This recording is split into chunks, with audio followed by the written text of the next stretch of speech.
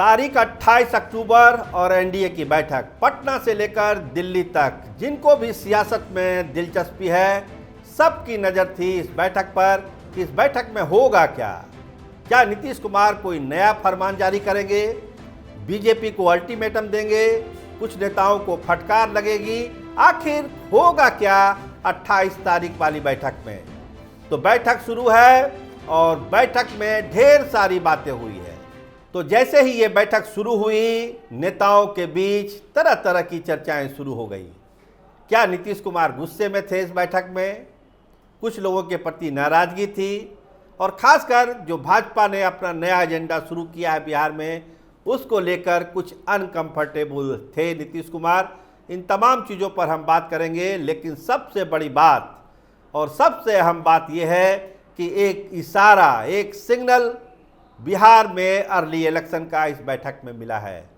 देखिए कि जितने बड़े नेताओं से आप बात करिएगा, एक ही बात कह रहे हैं कि नीतीश कुमार ने 25 का जंग जीतने के लिए बहुत सारे टिप्स दिए हैं कि कैसे आप 25 का चुनाव जीत सकते हैं। बाई इलेक्शन तो है ही एजेंडे में, लेकिन 25 का चुनाव कैसे जीतना है, इस पर बहुत सारी बातें नीतीश कुमार ने बताई है अपने एनडीए के सहयोगियों को। कहा जा रहा है कि एक क्लास ही चला है नीतीश कुमार का। तो बाई इलेक्शन का मौका है, बात हो रही है 25 के चुनाव की, तो मतलब समझिए जो अर्ली इलेक्शन की बात है, समय से पहले बिहार में चुनाव होने की बात है, इसके तरफ लगता है कि एनडीए ने अपना पहला कदम बढ़ा दिया है। क्योंकि इस बैठक को लेकर जो चर्चाएं थी, संभावनाएं थी कि क्या क्या हो सकता है, तो उसमें एक बात ये भी थी, क्या नीतीश कुमार कोई इशारा करेंगे चुनाव को लेकर। तो लगता है कि नीतीश कुमार ने वो इशारा किया है बहुत ही दूसरे तरीके से कि आप चुनाव कैसे जीत सकते हैं 25 का, बाई इलेक्शन आपको कैसे जीतना है। और जो अलग अलग बयानबाजी हो रही है, बटोगे तो कटोगे, इन तमाम चीज़ों को दरकिनार करते हुए नीतीश कुमार ने कहा है कि विकास ही एजेंडा है और हम अपने काम पर ही चुनाव को जीतेंगे। आप बताइए लोगों तक जाके कि सरकार ने क्या किया है और क्या करने वाली है सरकार। क्या था बिहार में 2005 से पहले और आज बिहार कहाँ खड़ा है।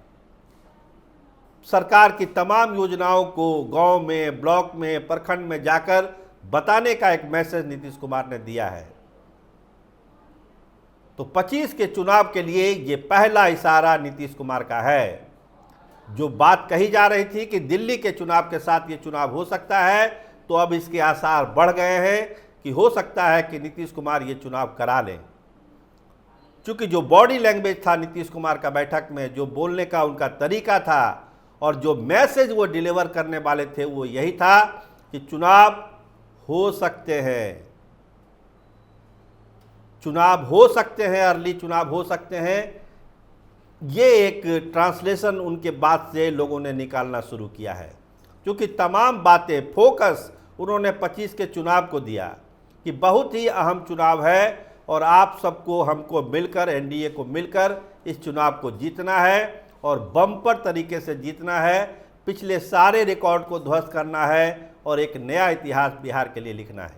जो सोर्स हैं वो ये बताते हैं कि कुछ नाराज़गी थी, जो बहुत सारे नेता, उन्होंने किसी पर्टिकुलर पार्टी का नाम नहीं लिया, लेकिन बहुत सारे नेताओं को लेकर कहा कि अनाप शनाप तरह की जो बयानबाजियाँ होती है वो एनडीए को भी नुकसान पहुंचाती है, बिहार के छवि को भी नुकसान पहुंचाती है और बिहार की जनता को तो नुकसान पहुंचाती ही पहुंचाती है। तो इन चीज़ों से बचना है, इन चीज़ों से बचना है। अनावश्यक बयानबाजी नहीं होनी चाहिए। एक फोरम होता है हर बात करने का, उस फोरम पर बात रखिए ताकि एनडीए एकजुट दिखे बिहार में। एनडीए की ताकत को मजबूत करना है। ये मैसेज जाए कि पूरा बिहार एनडीए के साथ है और अपनी योजनाओं को लेकर उन्होंने कहा कि यही मूल मंत्र है। यही अगर जनता तक आप पहुंचा देंगे कि सरकार ने कितना बड़ा काम किया है अपने कार्यकाल में, वही आपकी जीत की गारंटी है। एनडीए घटक दल के नेता आपस में मिलते जुलते रहते हैं और अभी उपचुनाव हो रहा है जगह, अगले साल विधानसभा का आम चुनाव होना है, तो इस संदर्भ में मिलना जुलना जरूरी होता है। तो इस ख्याल से आज हम सब लोग एक साथ बैठ रहे हैं। उपचुनाव तो हम लोग लड़ रहे हैं, उपचुनाव में तो आगे भविष्य की बैठक के लिए। और कैसा लगता है कि एनडीए के बीच सब कुछ ठीक नहीं है, आपस में नहीं ऐसी बात है। फिर आप निगेटिव बात मत करिए। निगेटिव बात क्यों? आपस में ठीक नहीं इसलिए बैठक होती है। बैठक तो और आपस में बातचीत और अच्छे से आगे की चुनाव की तैयारी के लिए एक मुश्त होकर लड़ने के लिए होती है। बड़ा लक्ष्य रखा गया, बड़ा 200 पार। तो बहुत सारे नेता पहुंचे आज की बैठक में, लेकिन सबकी नजर थी क्या पशुपति कुमार पारस की पार्टी से भी कोई वहां पर आएगा। तो पशुपति कुमार पारस खुद तो नहीं आए, ना उनके पार्टी के लोग वहां आए। कहा जाने लगा कि अब एनडीए से लगता है कि उनका चैप्टर क्लोज हो चुका है, कुछ नहीं बचा एनडीए में। क्योंकि आज की एक महत्वपूर्ण बैठक में जब एनडीए के सारे सहयोगी साथ थे तो पशुपति कुमार पारस या उनकी पार्टी का कोई नुमाइंदा वहां नहीं था। मतलब साफ है, अब एनडीए में चिराग पासवान की ही चलेगी, पशुपति कुमार पारस की नहीं चलेगी। बंगला तो जा ही रहा है, 7 दिनों का अल्टीमेटम हम आपको पहले ही बता चुके हैं। तो वहां पर भी अब कुछ बचा नहीं है। तो एक पार्टनर तो एनडीए से खिसकता हुआ दिख रहा है। अब वो महागठबंधन में जाएंगे, क्या करेंगे इसका फैसला तो उन्हीं को करना है। लेकिन फिलहाल उनकी एंट्री आज के बैठक में नहीं थी। अच्छा माहौल था बैठक के भीतर। नीतीश कुमार के भाषण के बाद लोग बहुत एनर्जेटिक थे। नेताओं को बड़ी उम्मीद है कि 25 की जंग है उसको हम लोग जीतेंगे ही जीतेंगे और बहुत अच्छे मार्जिन से जीतेंगे। विपक्ष को लेकर यही कहा गया कि उनकी बातों को बहुत गंभीरता से लेने की जरूरत नहीं है। आप अपना काम करिए, अपनी विकास योजनाओं को बताइए। क्षेत्र में कोई दिक्कत है, कोई अधूरा काम है, उसको पूरा कराइए। ये आपके एजेंडे में होना चाहिए। बाकी ज़्यादा राजनीतिक बयानबाजी से बचना है और टारगेटेड काम करना है कि इस काम को इतने टाइम फ्रेम में कर देना है तो कर देना है। पूरा फोकस ही विकास के कामों पर था नीतीश कुमार का। उपचुनाव को लेकर उन्होंने यही कहा कि 4 सीटें हैं, एनडीए को जीतना है और एक मैसेज देना है कि जो हवा है वो एनडीए के साथ है, ना कि दूसरी पार्टियों के साथ।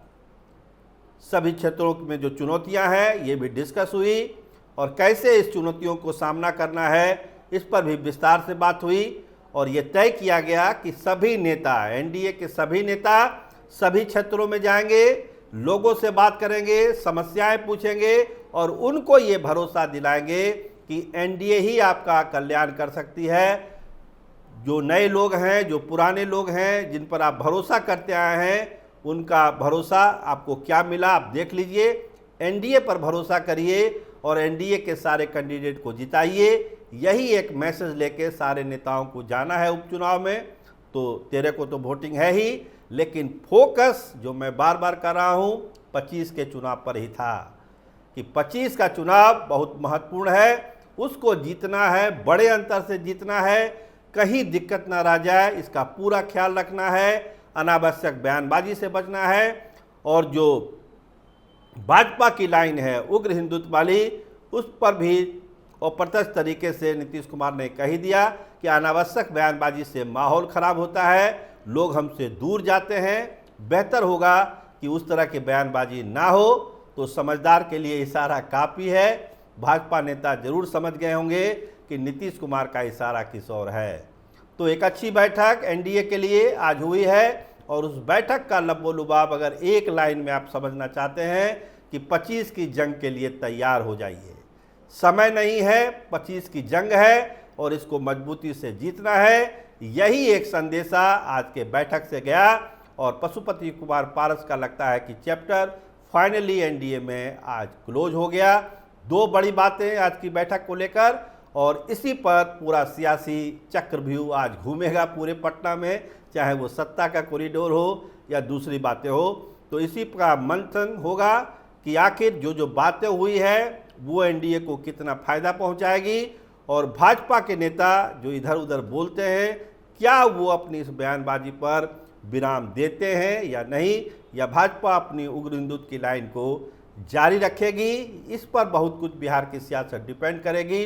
लेकिन फिलहाल इस बैठक का फ़ायदा दिखता हुआ एनडीए को दिख रहा है। आप देखते रहिए कैपिटल टीवी बिहार। आपका बहुत धन्यवाद, आपका बहुत बहुत शुक्रिया।